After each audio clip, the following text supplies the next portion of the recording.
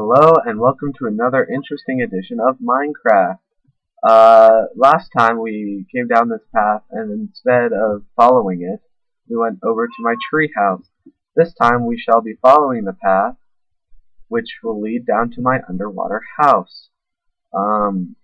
It's quite a long path actually, unfortunately. Um, so I'll just talk to you a little bit as we head over. Most people don't have underwater houses, and there's a really good reason for that. When you have still water like this, it's unlike like if you're in the mountain or in a canyon and you stop water with one block.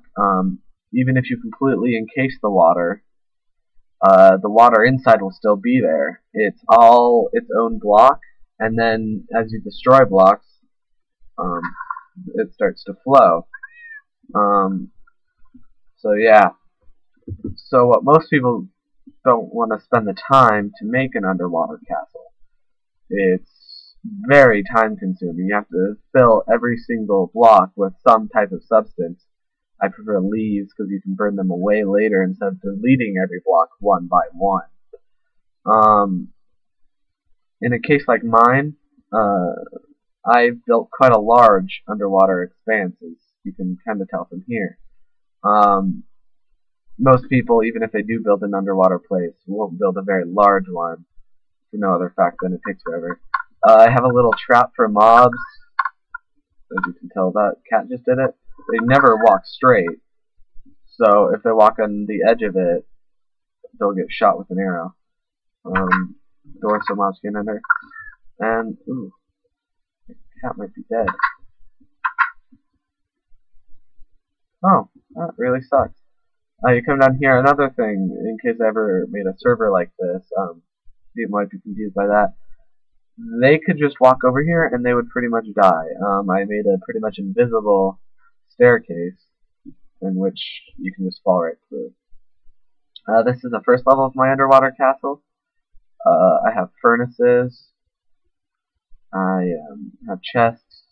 Nothing really big. On the first floor, I do have, in fact, a tree farm. I decided to make a farm for every single type of plant. So I started with ferns and grass, have some lily pads, roses, yellow flowers, and cacti. And I have many, many trees. There's 4 on this side, 3 on this side for every single path. So there's, yeah. Gotta have to make it small enough so the trees have at least 1 block above them. I originally made this 1 block higher. Unfortunately, it took a lot, as you can tell, surface space, a lot of deleting blocks, remaking blocks, because they just won't grow. I wanted to make aspen trees, I'd have to make it even lower, and that unfortunately is not an option, as you'll see down here on the second floor. Brewing stand, yeah. If you come over here, it's my actual room. I have a flint and steel. Yeah. Oh, dang it, I don't have any flint. Anyways.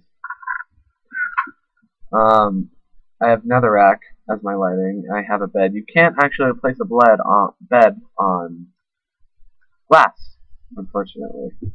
I'm not sure why that is. So this is my room. If I ever want to turn off the lights, even at night, it's pretty dark in here. But there's still some light. If I set the time for night, I mean, it's nighttime, but still the same amount of light in here. So that's pretty nice, I guess. Yeah, that's my room. And something you might have noticed,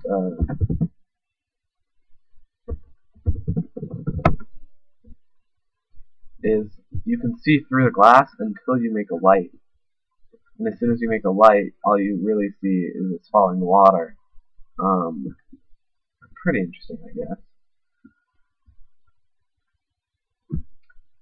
My little tube, squid frequently swim around it. I've got an enchanting table, and over here I have my farm. Sugarcane, wheat, melons, and pumpkins. This is, however, a lot larger than my other farm. Little clay pathway. In fact, it is quite large with the wheat alone.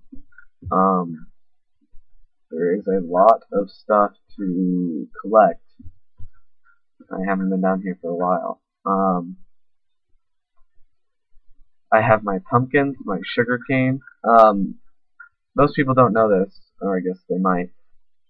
Dirt must not be hoed, must not be tilled, and it must be next to one block of water for sugarcane to actually be planted and grow. So a good way to farm it is to make like a checkerboard pattern with the dirt and water, fill it up, and then the sugarcane will grow. You just put one, and it'll grow really, really fast. This is why I couldn't make this one block lower.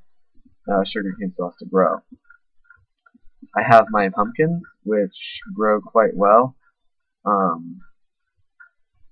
Most of the plants haven't given any. And then I have my melons. Quite a few of them. This is, in case you couldn't tell, quite large and underwater. The dimensions are actually 36 long, 36 wide, and 12 high. So, yeah, it took me an entire day to fill this place with the leaves, just so that I wouldn't have some type of water somewhere. I burned them all away, and I had a 36 by 36 by 12 place. At first I was just going to make the farm down here.